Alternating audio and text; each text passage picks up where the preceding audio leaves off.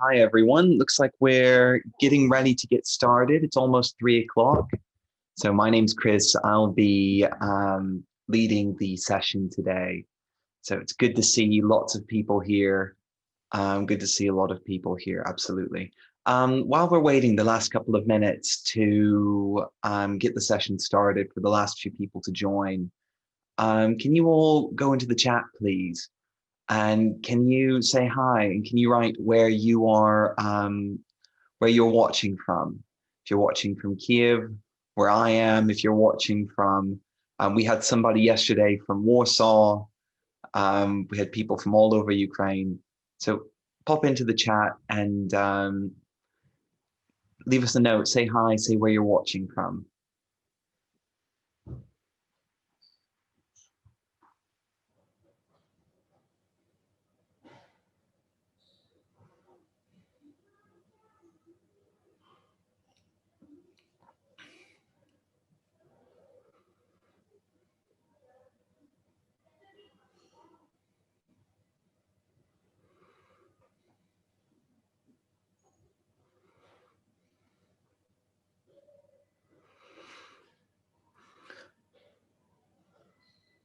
Wow. So it looks like we've got lots of people from all over. We've got somebody from Egypt. That's a first. At least for one of my sessions, that's a first to have somebody from that far away. That's really cool. Let's see, from Minsky, Uzhgorod, Kamieniec-Podilsky, someone from Crimea. Wow, another kind of long way away.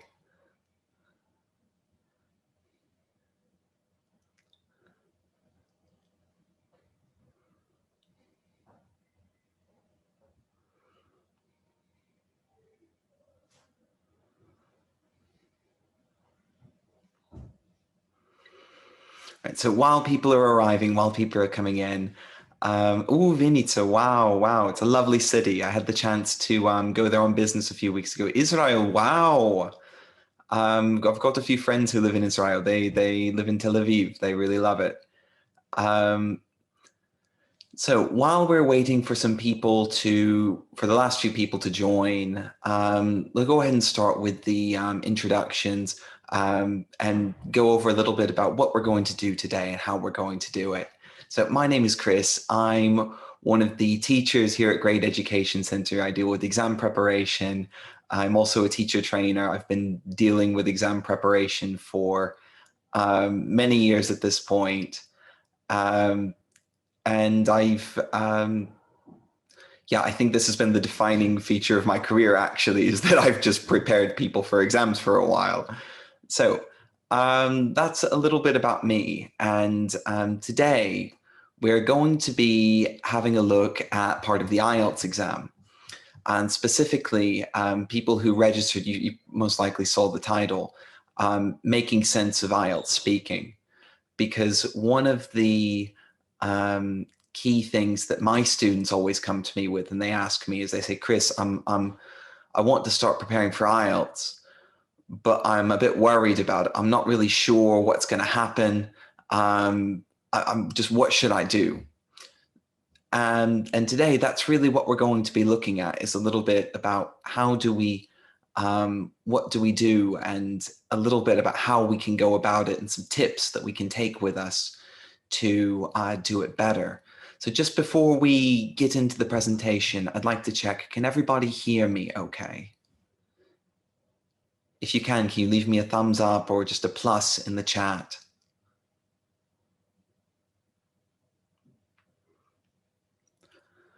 All right, good. So I'm going to have an eye on the chat box the entire time.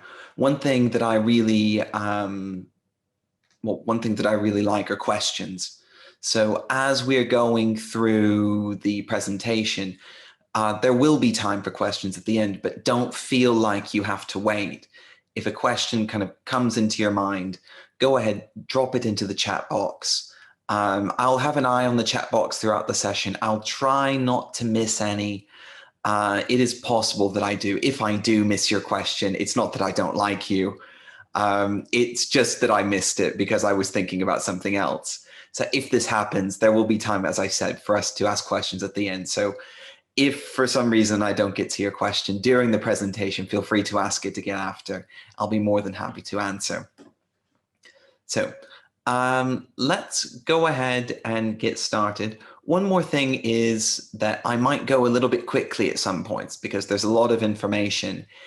If you feel like I'm going a bit fast for you, then just type in the chat, just leave me a message, say, Chris, please slow down. You don't even have to be that polite. You can just say, Chris, slow down. And I'll make an effort to do so. So let's go ahead and get started. So I'm going to start sharing my screen with you all right now. And let's see, 1 second. Okay, everything's enabled. So the title of the session today, Making Sense of IELTS Speaking. I'm kind of answering this question, well, okay, I've decided I want to take the IELTS. I know that there is a speaking part. I know that, that this is something where I'm going to be assessed. But most of my students who come to me, who they say, I know I need to take IELTS for university or for work or for something. And so well, they actually have no idea what the IELTS speaking is going to be like. So we're going to take a look at some of this today, see what it's going to be about, how we can do it a bit better.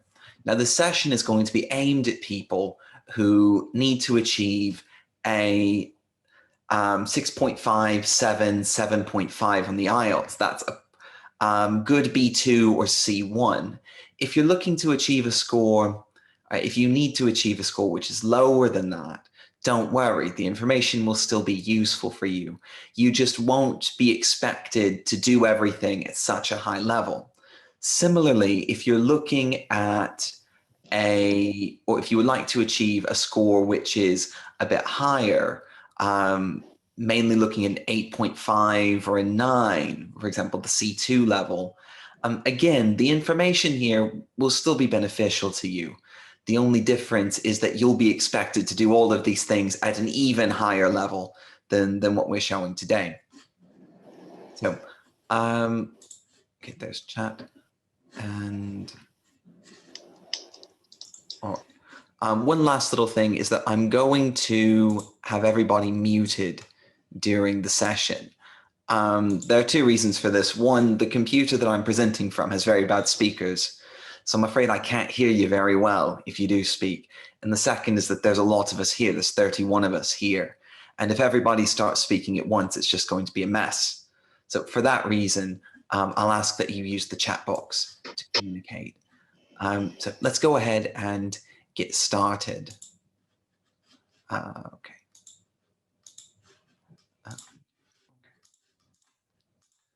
So this session is coming to you today kind of connected with our new IELTS preparation course for self-preparation here from Grade, which we call IELTS Grade.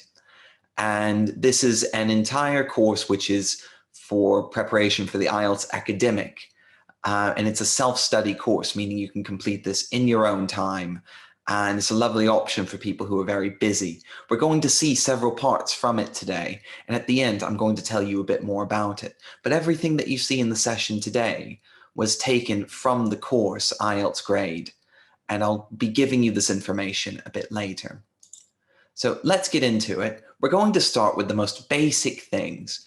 I know that there's a speaking part on the IELTS. The first question that everyone has, what do we have to do? Can you take to the chat, open the chat box, and can you jot down a couple of bits of information? What do you know about the IELTS speaking test?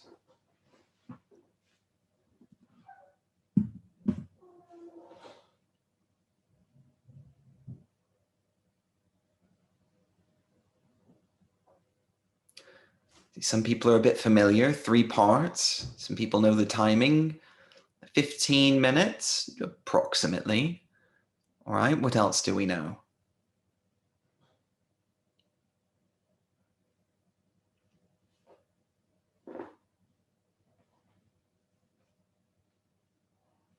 So some people say, okay, dialogue. Tatiana said there's a dialogue, some personal questions, a monologue. Some people say another monologue. Some people say some things about cue cards. Okay, good. Seems like we know a little bit about IELTS speaking. So yeah, people who have written, and one examiner, one candidate. Yeah, lots of good facts coming into the chat. So what do we have to do in the IELTS exam? Well, first thing first, it's a one-on-one discussion with the examiner. This is different from other exam formats, for example, Cambridge exams, where you do the exam talking to another person who is sitting the exam. In the IELTS, it's you and the examiner. The exam will last from 11 to 14 minutes, depending on basically how talkative you are and how much the examiner thinks they need to hear. A longer exam isn't necessarily worse. It just means that the examiner is having a bit of trouble pinpointing exactly where you are. That could be that they're not sure how high of a grade they can give you. Maybe they're trying to decide between this and this. So a long exam is not bad, but it will be from 11 to 14 minutes. And there are 3 tasks, as were mentioned. One is an introduction, an interview, personal interview. The second is what we call the long turn. And the third is what's called the discussion.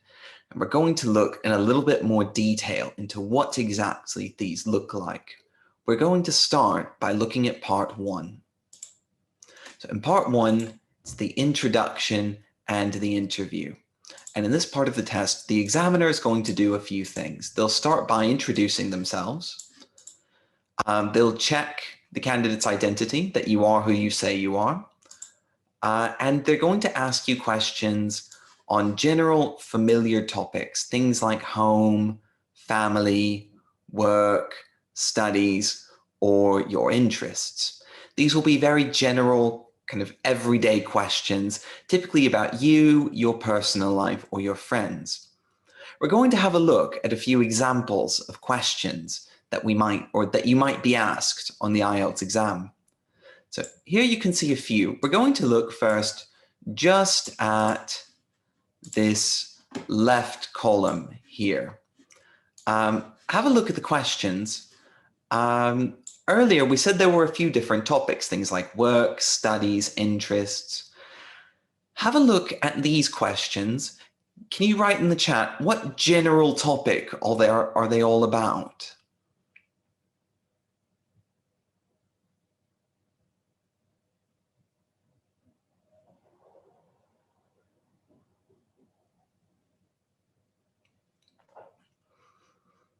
Some people commenting saying job, education. Yeah, exactly. Jobs and education. What about this second group? Do you live in a quiet neighborhood? What would you like to change about your house or flat? What general topic are these about?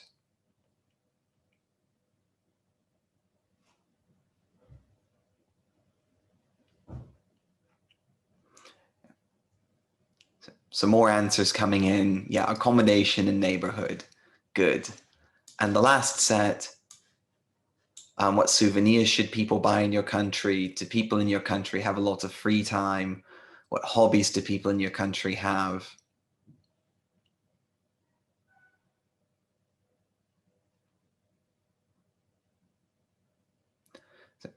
Some people saying leisure activities, free time. Yes, exactly. So these last set of questions, these are going to be about how we spend our free time. So you may not be asked all of these questions together. You might be asked something from this category, then something from this category, then maybe something from this category. Which means that, well, you do in many ways have to be ready to answer questions on many different topics. We're actually going to look at an answer, how a student has approached this task. So here, you're going to hear the student answering the question. And I've got a question for you. So listen to his answer to task 1. And after he's finished, can you make some guesses in the chat box? What was the topic? What was the question he was answering? So listen to his answer and say, what was the question? So I'm going to start the audio for just a second to check that everyone can hear. By and large. Can we hear it okay? Okay, good. Good, okay. So listen and say what the question is. By and large, I'm aware of the importance of having breaks and switching to another type of activity during the day, so I try to do it regularly. That said, I often tend to forget about having some rest if I get too overwhelmed and excited with the topic I'm working on.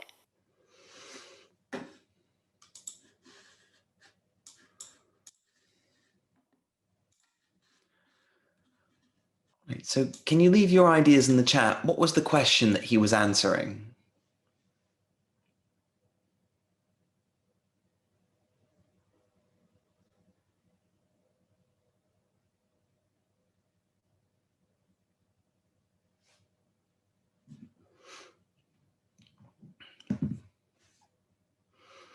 So we've got Stepan saying daily activities. So leisure time, what do you usually do in your free time? Yeah, everyone's basically got the main idea of it. The original question was, how often do you have free time from work? So yeah, we've all got basically the general idea here. So we're going to have a look at the comments which an IELTS teacher has made on his answer. So here, if we have a look, we can see that they've left us a bit of information that, well, the answer was pretty short, but that's okay, because 3-4 sentences was enough, especially in part 1. And the candidate also did some good things. He gave one idea, and then he gave an opposing idea. So this is one of these solutions for when people say, well, I don't know what to talk about on the exam. I don't know what to say. I get stuck.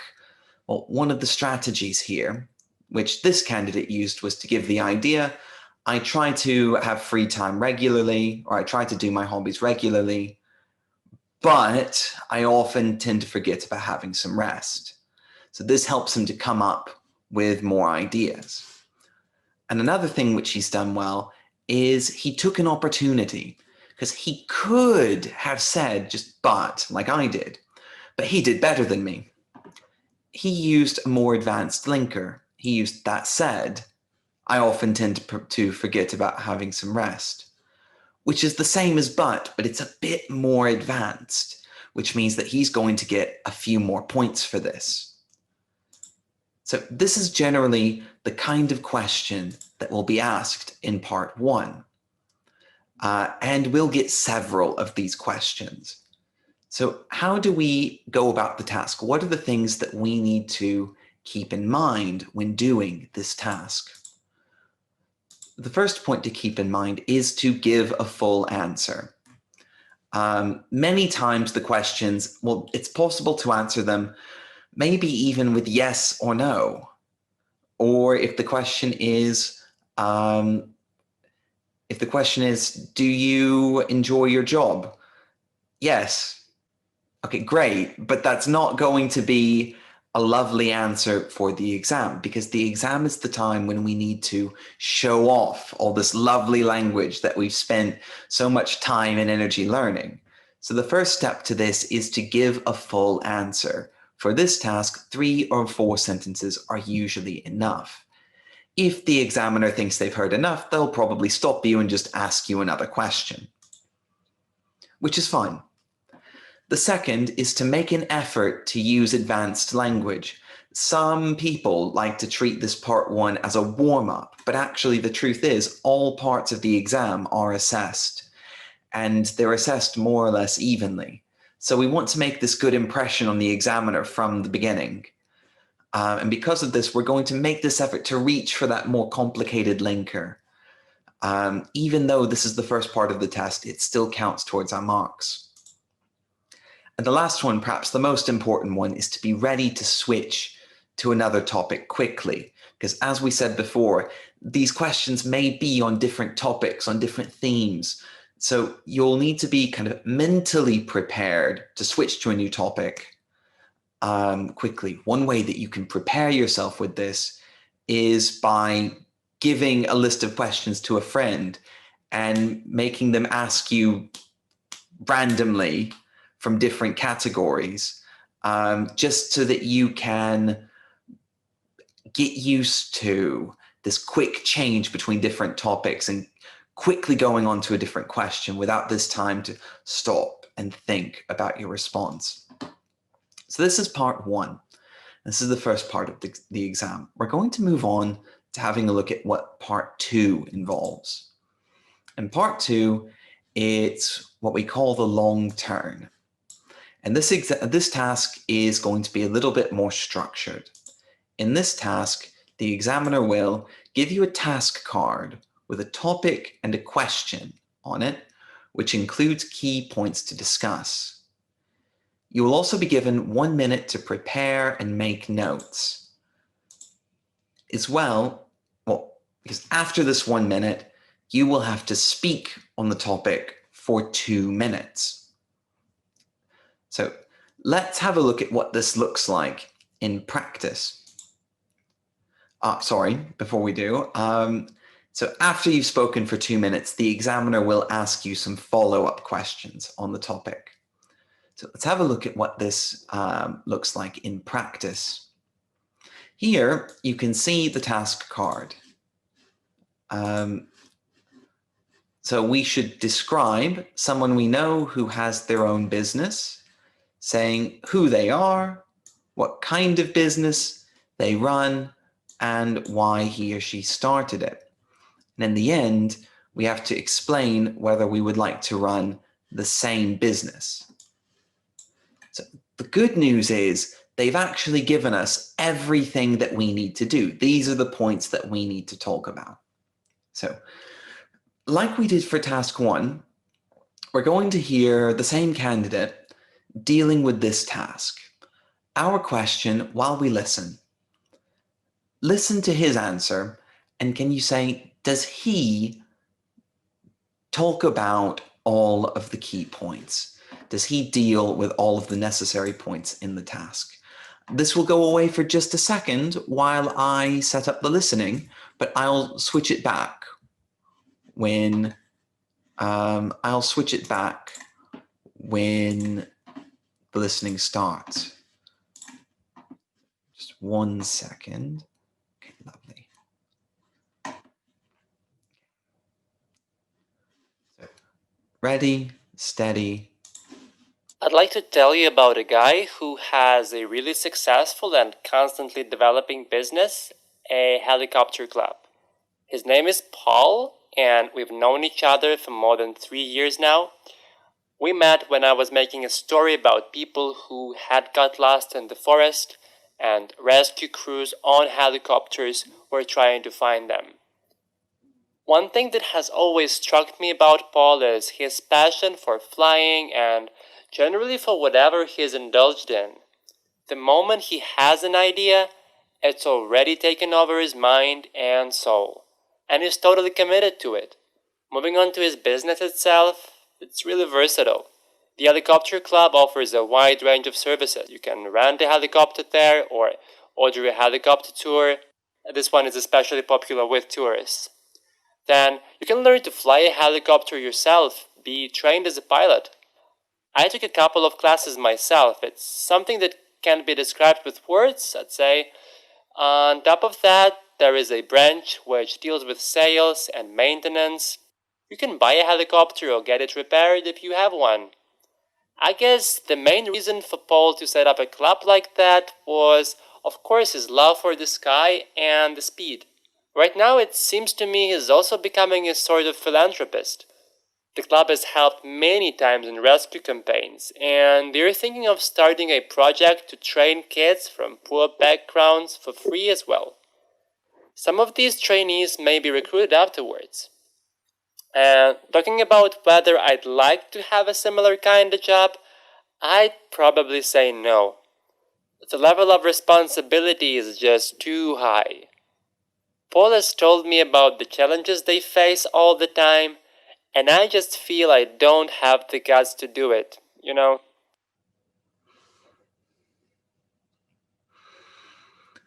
All right, so that was our candidate's answer.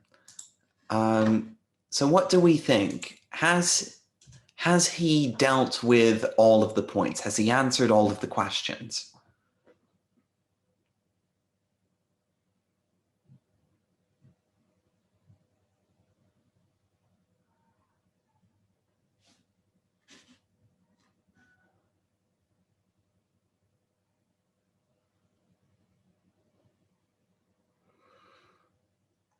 See some answers coming in. Yeah. Yep, looks like people are saying yes. So yes, he has dealt with all of the questions. He's talked about all of the points, and he answered the question at the end. And importantly, he spoke for exactly 2 minutes. That was 2 minutes and 1 second. So he's got the time in as well. So, good. So overall, this is a good answer for task 2. So let's have a look again at a teacher's comments why, in their opinion, this answer was good. The talk is well organized. It has a very clear structure, and the ideas in it are very easy to follow because he uses linkers. Things like one thing that has struck me about Paul is, or moving on to the business, or even then on top of that, using these linkers here makes his talk much easier to follow. And it means that the people who are listening to him, namely the examiner, doesn't have to struggle to see when he's moving from point to point. And it's clearly showing the examiner, yes, I'm talking about this now. Okay, I've got my second point. Yes, I'm talking about my second point. And the examiner doesn't have to work. It's very easy for them to follow and see that he's accomplished the task. He also uses a wide range of grammatical structures. In the answer, there were present perfect, passives, emphatic structures like one thing that has struck me about Paul is, and even some participle phrases, things like moving on to the business, which was also one of the linkers. And there were a few others kind of left throughout the text. So these are a couple of the things that made this a good answer. Thinking about our answers and what we should do on the exam, then we're going to look at the same, our points to keep in mind. As we said before, you're going to have planning time for this task. You'll have 1 minute to brainstorm ideas and structure your answer. But while you're planning, it's very important that you do not write your answer word for word while planning. Some people do try this. However, what always happens is they don't finish. You can't write 2 minutes of speech in 1 minute. Writing is already slower than speaking, and you have even less time.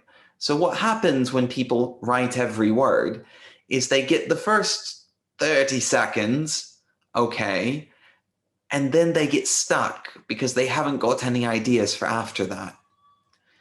Instead, make short notes that you can use to organize your ideas and focus on the ideas that you'd like to talk about, not the exact words that you'll say in the planning stage. The last part is to speak for the whole 2 minutes and to be sure to talk about all of the points on the card. This will help you ensure that you've given a full answer. And finally, have a clear structure in mind for your answer. One structure that we might use is what you can see here: topic, detail, example, and then summary or new topic. So for example, topic, one thing I always liked about Paul is how hardworking he is. Detail, he's always in the office every morning, and he's the first one in the office. A specific example, I even remember that one time he had to work 3 days straight to finish a project that he was working on, which is really incredible to me, a summary, and then moving on to his business. So all of these things make the answer clearly structured and easy to follow. And when we know where we're going, we don't get stuck as much. That is, I already know what I have to do next. So all I have to do is put the idea there. So this is speaking part 2. So now we're going to have a look at speaking part 3, what's called the discussion with the examiner. And in this stage of the exam, the examiner will ask you a few more questions about abstract issues connected to the topic from task 2. So while in the first task, we also had questions like a discussion with the examiner. In the first task, the questions were mostly about our real world, things like what we do, what we're interested in, our hobbies, our friends. Here, we're going to be discussing more complex issues. What makes a successful business? What makes a successful business owner? Why do you think most businesses fail in the first year? And these can be a bit trickier to answer. But for us to know exactly what to do, we're going to start by looking at what the IELTS themselves say they want here.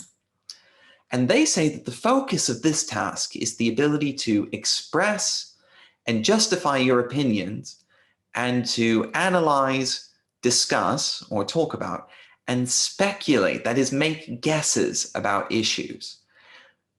That last one, speculates, good news for us, because it means that we don't have to be experts. It's okay if we're not sure. The key point here, and it's a point that we'll come back to later, is that it's our language which is being assessed, not our ideas. So this is all a bit abstract. Let's again make this a bit more concrete. So here, we're going to listen to another answer to the question, what does it take to be a successful business owner? Listen to the answer to task 3, and as you listen, please focus on how this answer is different from the answer we heard to task 1. So just 1 second to pull it up. Okay. So ready, steady. That's a question that we often hear, but I'm afraid I can't give a clear-cut answer to it. There's a thing that people call business acumen, something that allows you to make decisions on the spot and quickly assess and resolve issues. Some say that it should be inborn, that it's a kind of innate talent, a gift. I'd argue with that contention. It seems to me that such a quality can be developed by means of extensive practice. And here comes another thing that makes some business people stand out: determination or perseverance, the ability to keep it up irrespective of circumstances. This is something that helps businesses stay afloat during the economic crisis. But of course, there are other features as well. Being agile and ready to change is one of them. Very often, entrepreneurs have to adapt even before the need to do so becomes obvious.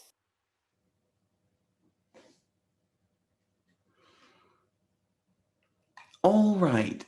So that's his answer to this one question from task 3.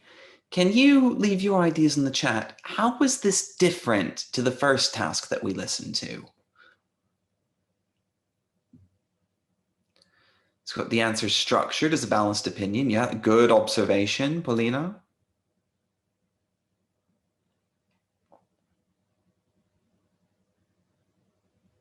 How else is it different?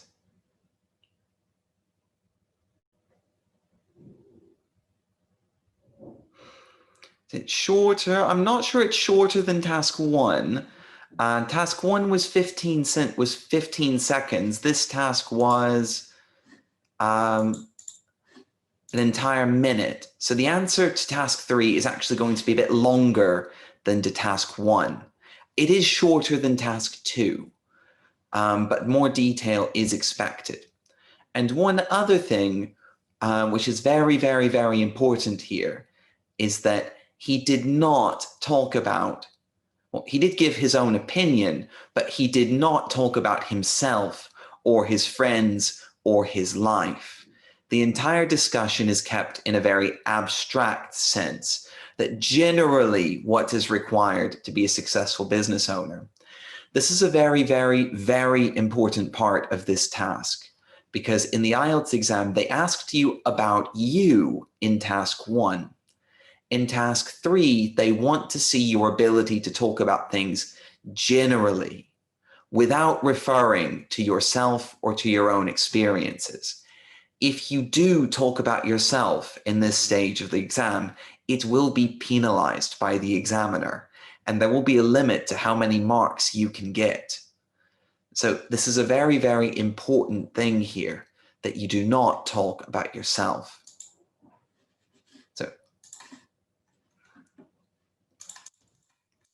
So the points to keep in mind for this task, the key things.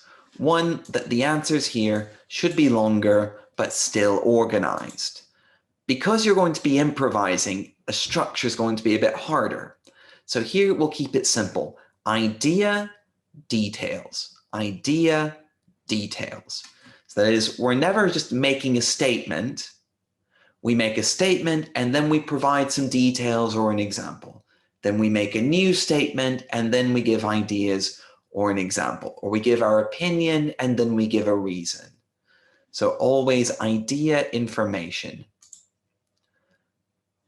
Like we mentioned, the answer should be in the abstract or general sense, not about yourself or your friends. And a very key point here is don't panic. Because the topics here are a little bit different, and some would even say strange, compared to the questions you received in task 1, you may get a question on a topic where you're not exactly an expert. That's okay. As we said before, it's your language which is being assessed and not your ideas. And part of the exam is how you deal with the question where you're not sure about the answer. In this case, using phrases like, I'm afraid this isn't really my area of expertise, or I really don't know much about this issue, but if I had to say, and then give your opinion. It doesn't matter if it's right or wrong. It doesn't matter if it's true or false. The key thing here is we want to show our language to the examiner. So talking about all of these points then, let's talk about what we've had a look at what we have to do. So we need to look at what the examiner is going to look for. So how are they going to assess you? All of the marks are going to be given from a scale of 1 to 9, 1 being the lowest score, technically 0. If you don't say anything, but I've very rarely heard of that happening, to 9, which is the highest.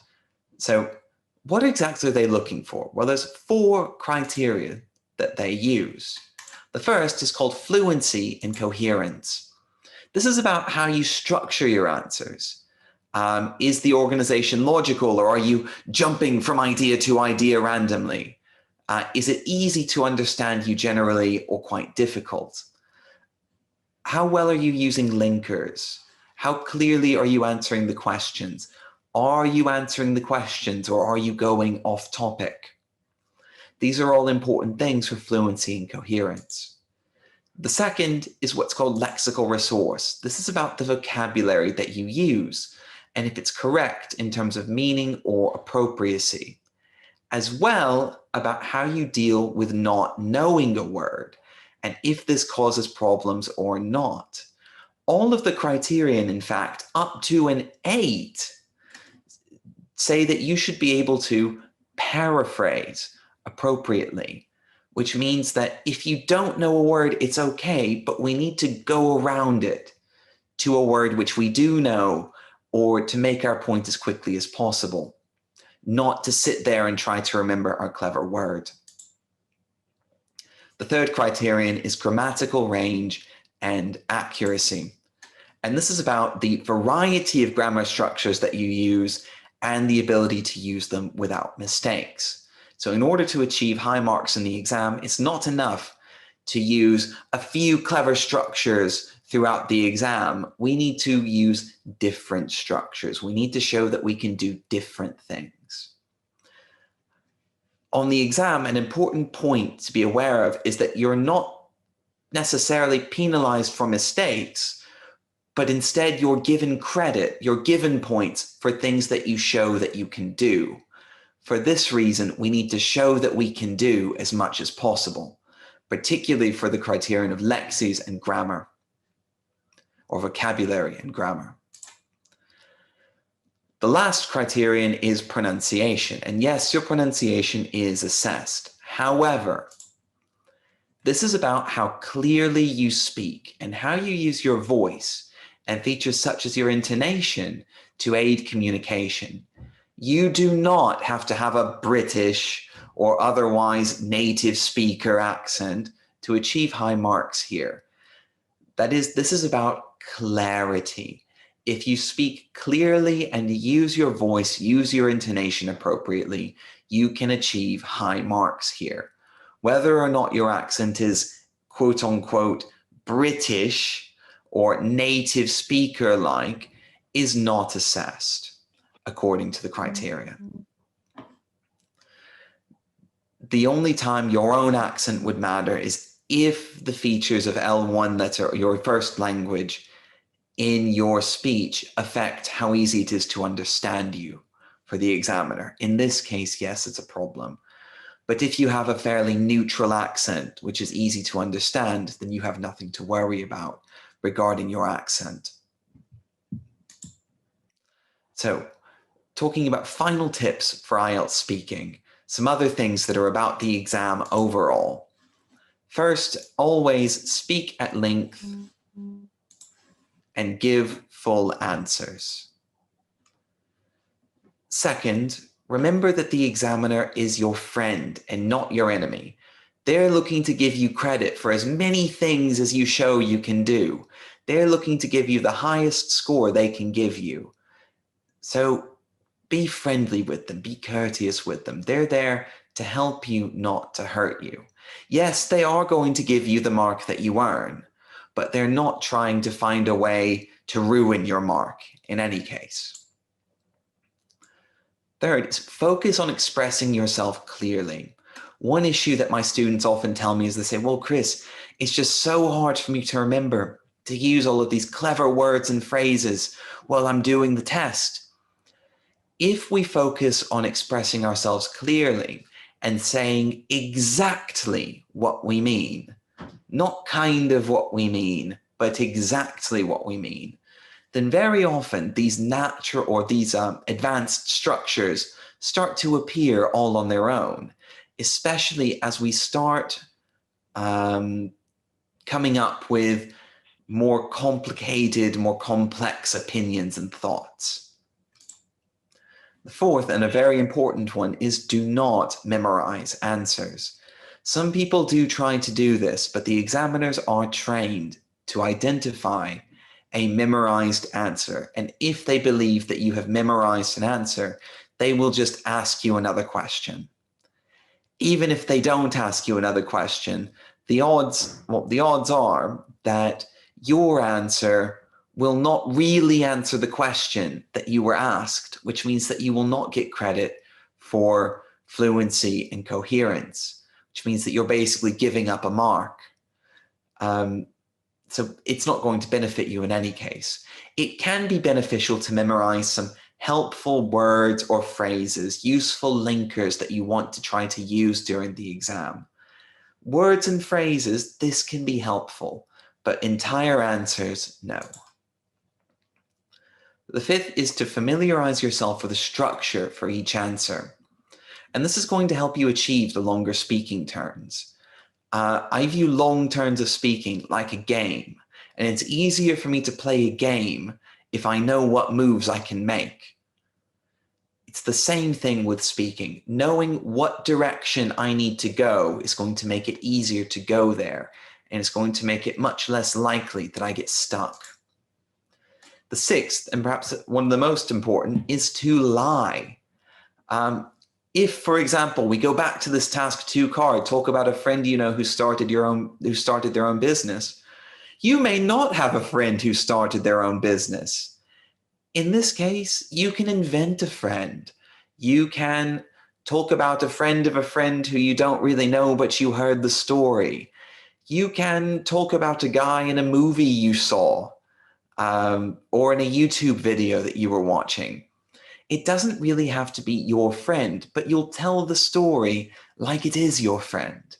Again, our ideas are not assessed, only our language. And if this means that we need to invent a story a little bit, that's okay. The last part is to smile.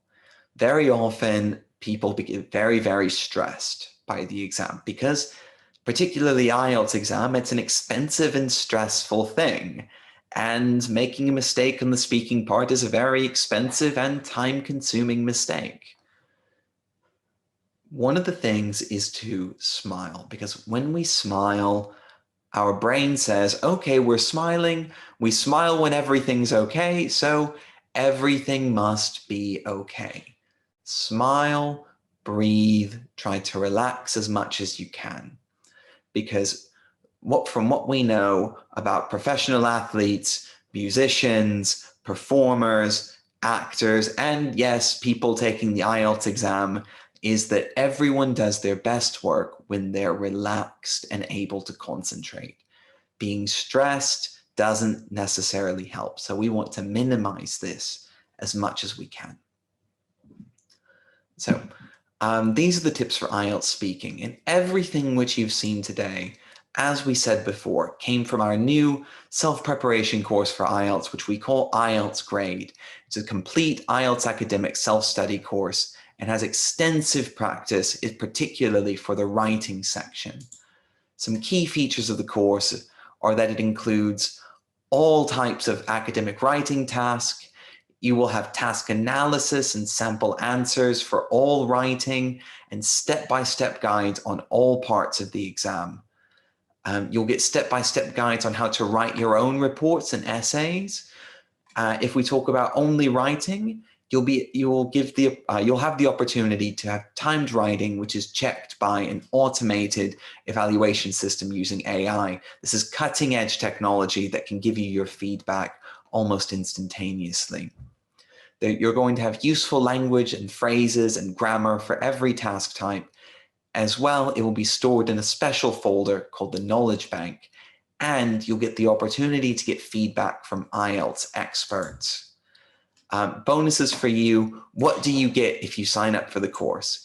If you register for a free trial, you'll have access to diagnostic tests and study plans to help you understand where you are and what you need to do. If you buy the course, you'll get access to preparation for all 4 sections. That's reading, writing, speaking, and listening, with the detailed academic writing section and the knowledge bank. And if you go in for the highest level, the complete package, you will also have the opportunity to get feedback from IELTS experts on full writing and speaking tests to help you know exactly what you need to improve. Right now, we're running a special promotion. If you sign up on the website with the promo code webinar, we'll take 20 euros off the price of any plan. And this is a huge discount and a huge opportunity for you. So if you are interested in signing up, you can go to gradeonline.com, and everything that you've seen today has, as I said before, has come from the platform. And this is really just the surface of what's on the platform. I had to cut out a lot of information just to fit this session into 1 hour. So it's really, really kind of a treasure box of information. We're looking forward to seeing some of you working actively online.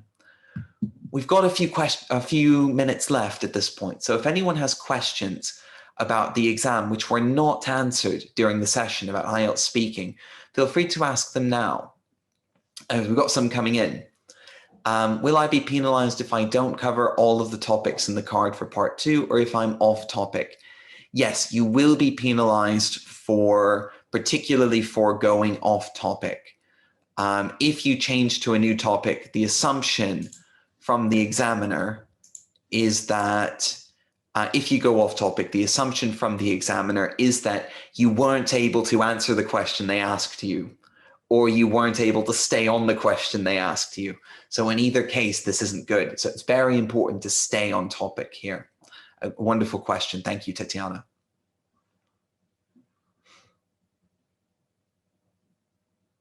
Any other questions? Feel free to leave them in the chat. Is there just one examiner? Yes. The exam is one-on-one, and you will sit with the examiner. And so the examiner will be both discussing the topics with you, asking you questions, and assessing you at the same time. It's not like something like Cambridge exams, for example, where there's 4 people in the room or something. With the IELTS, it's one-on-one. So, lovely question, Christina. Thank you so much. What happens if you speak for less than 2 minutes in part 2? Speak for 2 minutes. Basically, this means that your mark for fluency and coherence will suffer, and likely your mark for lexis and grammar as well, for vocabulary and grammar as well. Because if you don't speak for the full 2 minutes, then it's likely that you will not be able to show the range of language that they want to see. So very, very, very important that you practice and practice and practice and make sure that you can get to this 2 minutes. When do you need to pass the IELTS? You can pass the IELTS at any time which is convenient for you.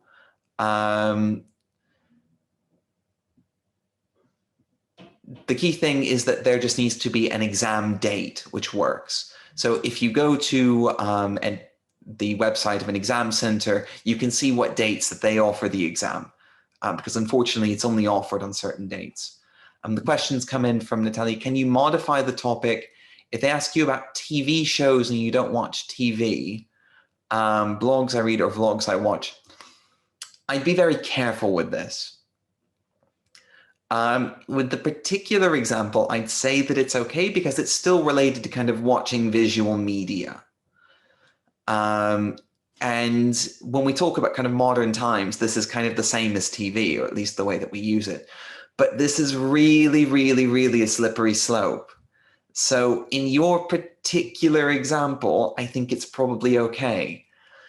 But in general, I would say don't do this, because if it's very, this line between going too far off topic and losing marks for fluency and coherence is a very, very thin one. So as much as possible, stay on the topic that you were asked.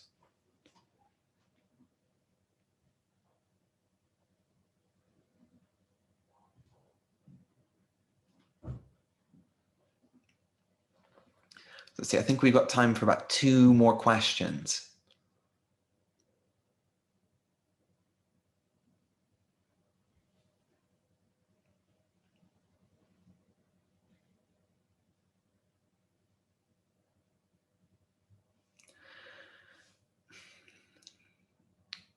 Would it be possible to ask permission to slightly change the topic?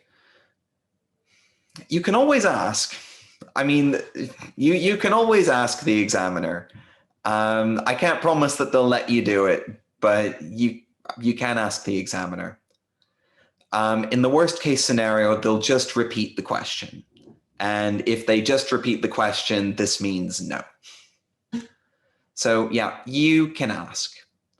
I don't think it will hurt.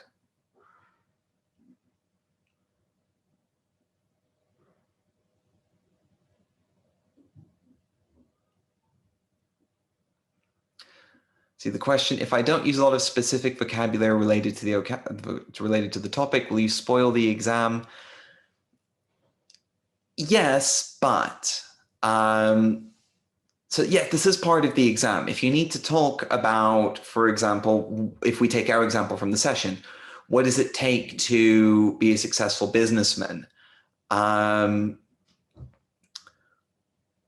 what does it take to be a successful businessman? You're going to have a very hard time if you don't have vocabulary about business and business skills to talk about this. It's going to be quite challenging for you.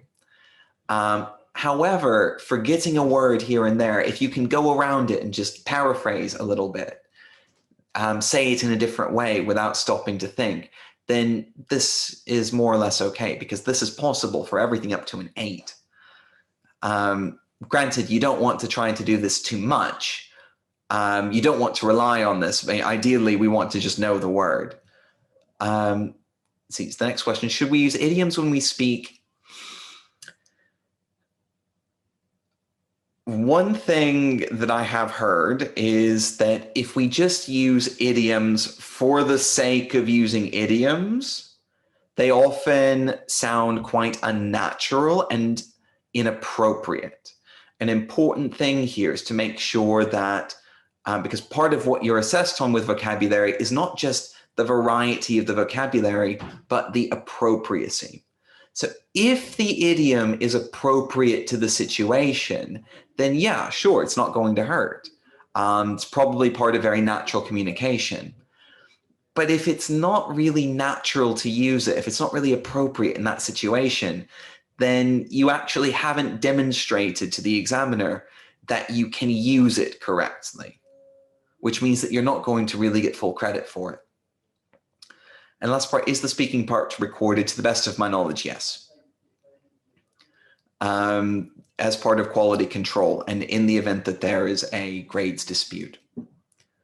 All right, I think that's where we're going to have to leave it today because we've got another session starting relatively soon and I need to free up the room. So thank you all very, very much for your time and energy today. Thank you very much for your attention and for participating so actively. And we're looking forward to seeing you at IELTS Grade. We're looking forward to seeing you actively working on the website. So thank you all very much and have a lovely evening and a lovely rest of your week.